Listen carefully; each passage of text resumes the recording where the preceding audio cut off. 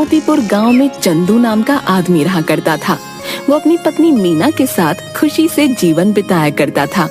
एक बार जब धान की रोपाई चल रही थी, सभी तैयार होकर खेतों की तरफ जाने लगे। मैं जा रहा हूँ खेत पर, तुम बाद में आ जाना खाना लेके, और भाग्यवान जरा लस्सी भी लेती आना थोड़ा सा। ठीक है, आप जाइए, मैं ले आऊंगी।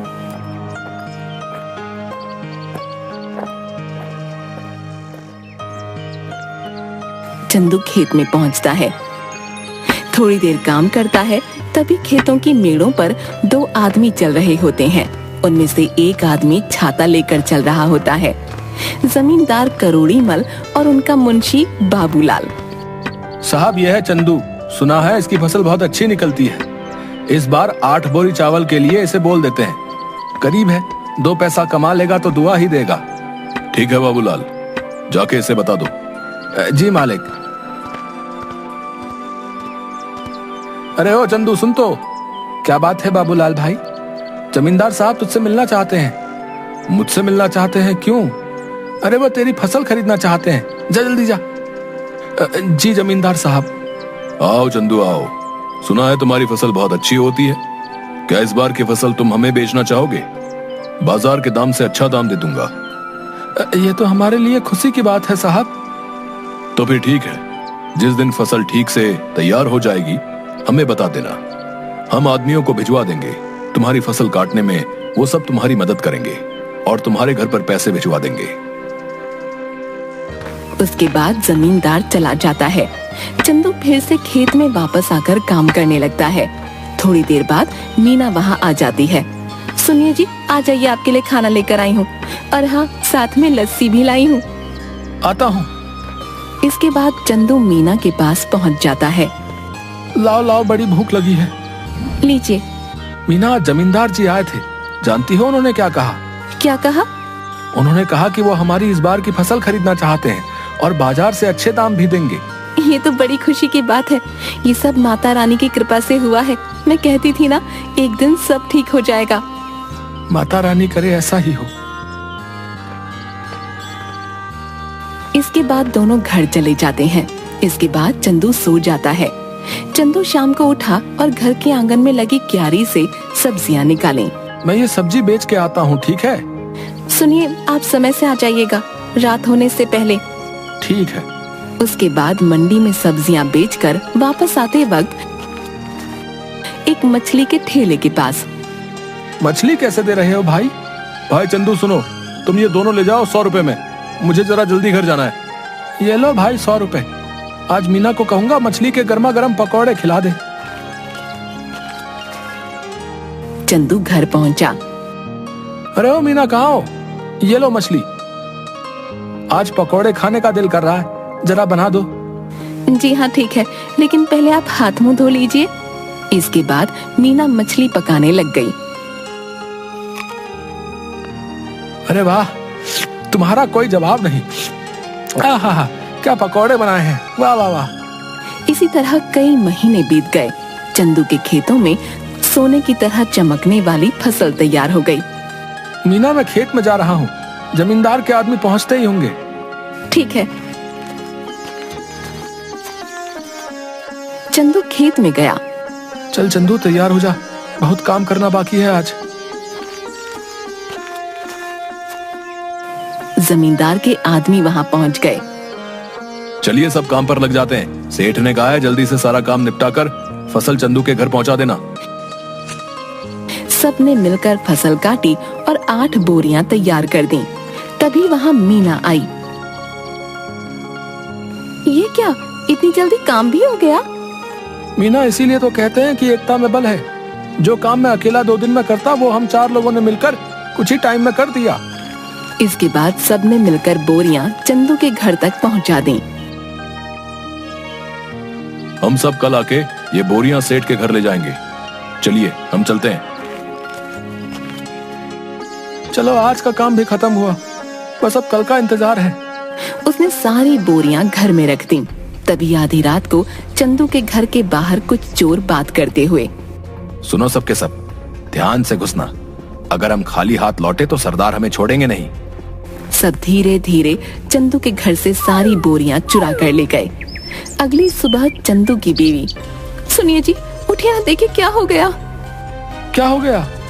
चंदू उठिए, उठिए ना। क्या बात है भाग्यवान, ऐसा क्या हो गया जो तुमने सारा घर सर पर उठा लिया है? गोदाम से सारी बोरियां चोरी हो गई हैं। क्या चोरी? कहाँ पे? गोदाम में आइए और खुद ही देख लीजिए। हे भगवान, ये क्या हो गया? जमींदार जी के आदमी कभी भी आ सकते हैं। माता रानी, मैंने किसी के साथ कुछ बुरा नहीं किया, फिर भी मेरे साथ ही क्यों? चंदू घर की सीढ़ियों पर बैठ जाता है। चंदू की आंखों से आंसू आ रहे थे। तभी वहां जमींदार के आदमी आ गए। अरे भाई चंदू, बोरियां तैयार है ना?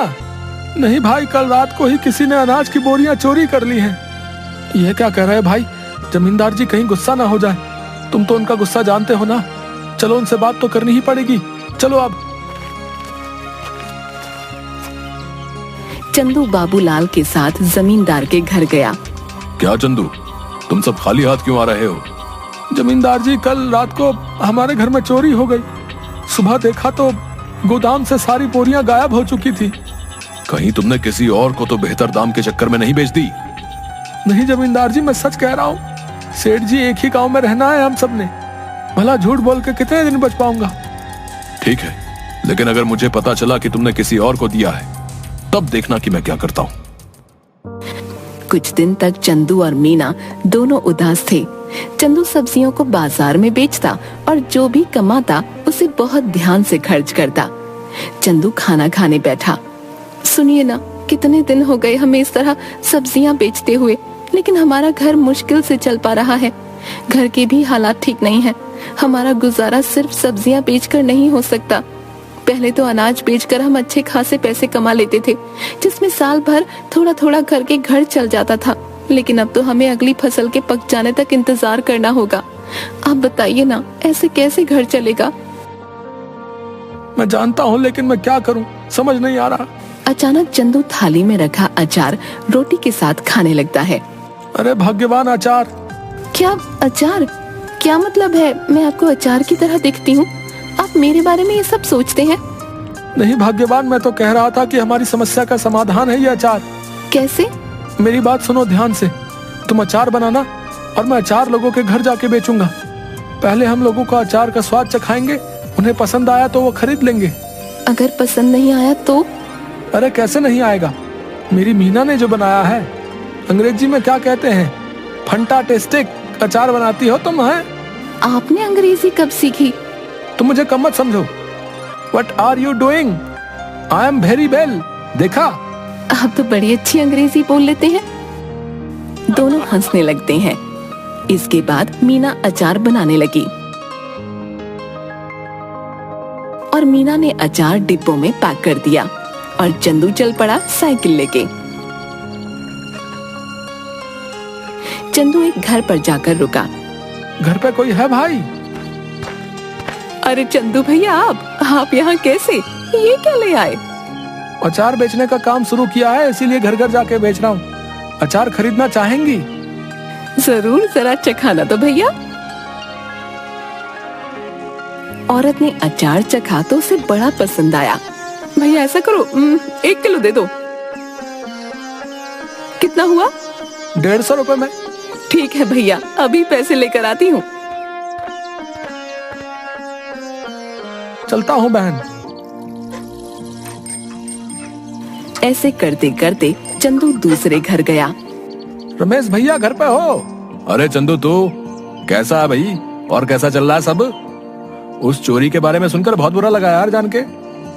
जाने दो भाई, क्या कर सकते हैं। अच्छा ये बताओ, अचार खरीदते हो बाहर से? हाँ, क्यों? मैंने अचार बनाना शुरू किया है। क्या बात है, जरा चखाओ तो। चंदू ने उसे थोड़ा सा चखने को दिया। अरे वाह, किसने बनाया? मीना ने। भाभी को कहना बहुत अच्छा अचार बनाती हैं, बड़ा ही कमाल का। बताओ भाई, खरीदोगे? हाँ भाई, क्यों नहीं, दूसरों से भी तो खरीदता ही हूँ, इससे अच्छा तुमसे ना खरीद लूं। ये बताओ कितने में बेच रहे हो? 150 रुपए किलो। ठीक है भाई, 2 किलो दे दो। चंदू ने पैक करके दे दिया। धीरे धीरे उसका सारा अचार बिक गया चंदू घर पहुंचा। मीना, आप आ गए। कैसा गया आज का दिन? किसी ने खरीदा कुछ अचार? कुछ तो नहीं खरीदा किसी ने। मैंने कहा था ना, मेरा अचार इतना भी खास नहीं है। आपका विचार ही गलत था इसे बेचने का। पूरी बात तो सुन लो। लोगों ने कुछ नहीं, सब कुछ खरीद लिया। देखो जाकर टोकरी में। मीना टोकरी के पास गई। उसने देखा कि टोकरी तो खाली है, यानी कि सारा का सारा अचार बिक गया। मीना बहुत खुश हुई। अब बस तुम ऐसे ही बनाते रहो और मैं घर घर जाकर बेचता रहूंगा। मैं कहती हूँ ना, आप ऐसा करिए, पास के गांव में भी बेचना शुरू करिए। क्या पता वहाँ के लोगों को थोड़ा बहुत पसंद आ जाए। अब हम जितनी जगह जाकर बेचेंगे उतना ही तो हमारा फायदा होगा ना। कल से आप थोड़ा और अधिक अचार लेकर जाना और दूर दूर के गांव तक भी जाना। ठीक कहा तुमने, मैं ऐसा ही करूंगा।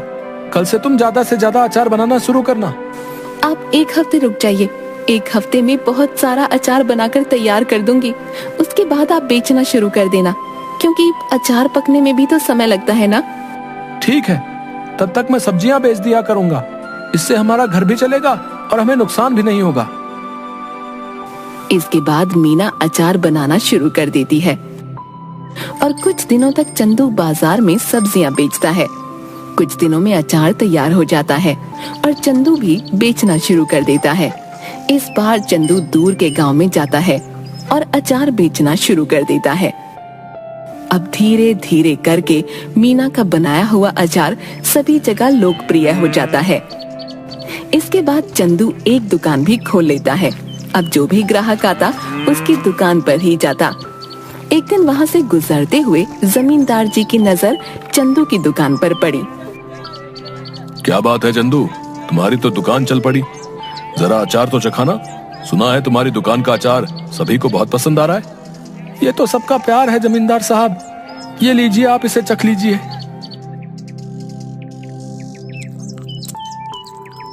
ये तो बड़ा स्वादिष्ट है। ऐसा करो, हमारे घर पर 60 किलो अचार पहुंचा देना। हमारे यहाँ बहुत बड़ा भंडारा है।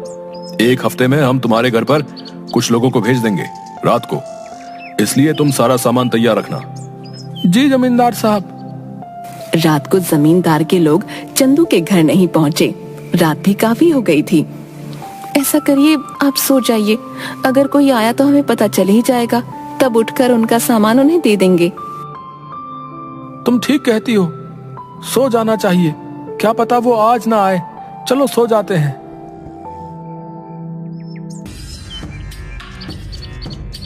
अगले दिन जब चंदू और मीना उठे तो घर में फिर से चोरी हो चुकी थी।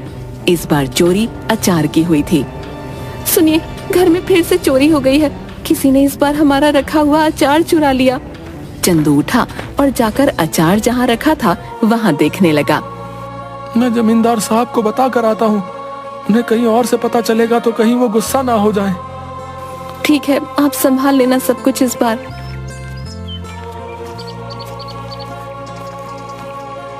चंदू जमींदार साहब के घर गया। जमींदार साहब, इस बार फिर से आपके लिए जो हमने अचार तैयार किया था वो चोरी हो गया। ये हमेशा मेरे साथ ही क्यों हो रहा है? मैं तुमसे कुछ भी मंगाता हूँ और वो तुम्हारे घर में चोरी हो जाता है। मुझे लगता है तुम मुझे अपना सामान बेचना ही नहीं चाहते। ठीक है, मैं भी नहीं खरीदूंगा आज के बाद तुम्हारा कोई सामान। जाओ। ऐसी बात नहीं है जमींदार साहब, अब खुद ही सोचिए। मैं आपसे दुश्मनी क्यों मोल लूंगा? आप चिंता मत करिए, मैं आपके लिए दोबारा से 60 किलो का अचार तैयार करता हूँ। ठीक है, अगर इस बार कुछ हुआ तब देख लेना। चंदू अपने घर गया और सोचने लगा कि अब इस चोर को कैसे रोके। इस बार चंदू ने बहुत सारे मटकों को एक जगह पर रखा और चला गया। अचानक आधी रात को आवाज आई। सारे के सारे चोर दर्द से चिल्ला रहे थे। अब जैसे ही चंदू उस कमरे में गया जहाँ पर अचार रखा हुआ था, तो वहाँ देखा सारे के सारे चोर जमीन में लेटकर चिल्ला रहे थे और अपनी आंखें मल रहे थे। ये क्या कर दिया? कोई बचाओ हमें। पानी पानी दो हमें कोई। अरे हमारी आंखें जल रही हैं। अब आया ना मजा? मेरे घर में जैसे तुम्हें आदत ही पड़ गई है चोरी करने की। क्या मजा आता है तुम्हें ये करके? है इतना दिमाग चोरी में लगाते हो, कुछ और कर लेते ना। अभी तो चैन से अपनी जिंदगी बिता रहे होते, पर नहीं, तुम्हें तो चोरी ही करनी है। लो करो, अब चलो बताओ, क्यों कर रहे थे चोरी? ये सब हम अपनी मर्जी से नहीं कर रहे थे, हमें सब करने के लिए बाबूलाल ने कहा था। क्या बाबूलाल? भला उसे क्या जरूरत पड़ गई? ये तो मुझे नहीं पता, आप हमें माफ कर दीजिए, अब पुलिस को मत बुलाना बस। ठीक है, नहीं बुलाऊंगा, पर मेरी एक शर्त है, अगर गांव में तुमने दोबारा कभी चोरी की तो मैं बाबूलाल की मदद लेकर तुम्हें पुलिस के हवाले कर दूंगा।